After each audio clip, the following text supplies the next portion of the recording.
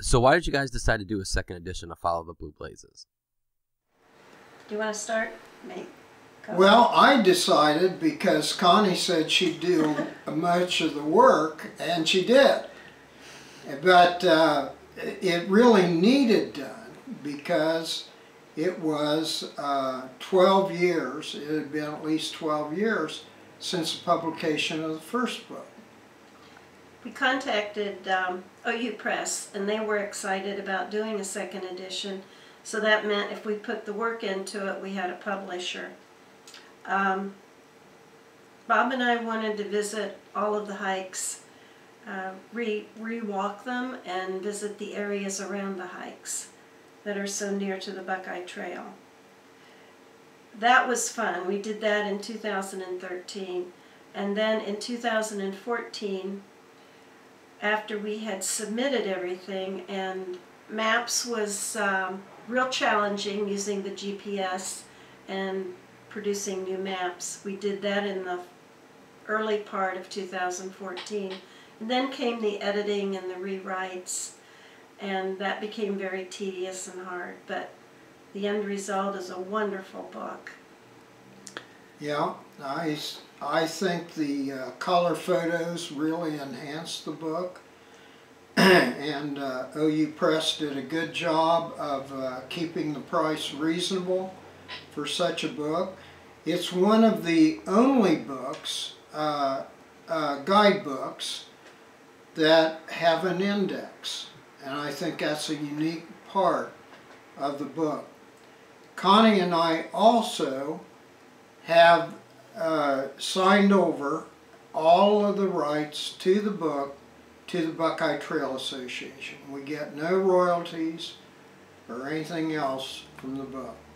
We just wanted to do it. We had to have all new pictures. There's very few pictures that came from the first book, other than back in the chapter 13, which is the history section, and we have some black and white photos back there. But the photos are gorgeous, and we can thank all of the Buckeye Trail members who contributed. The maps, every one of them is it's not just a hand sketch, it's a representation of the map by GPS coordinates. And there's waypoints along the way. As we found something on the hike that was of particular interest, we would note that as a waypoint, giving the GPS coordinates, and then write about what was exciting about that part. We used road maps and gave directions to get to the various hikes that we enjoyed. We just think it's a great book, and a lot of enhancements, and the maps were a big part of it. Do you guys have a favorite hike in the book? The hardest hike, can I tell you about the hardest hike, is Clendenning. And it's 8 miles, and there is parking in the middle of it. It's like 6 miles on one side and 6 miles on the other side of the lake, and parking in the middle, because try to do all of that in one day is a real challenge. But that's the hardest. The prettiest, the most fun I've got is, unfortunately, Hocking Hills. You just can't beat the huge rock formations and the water and the quiet.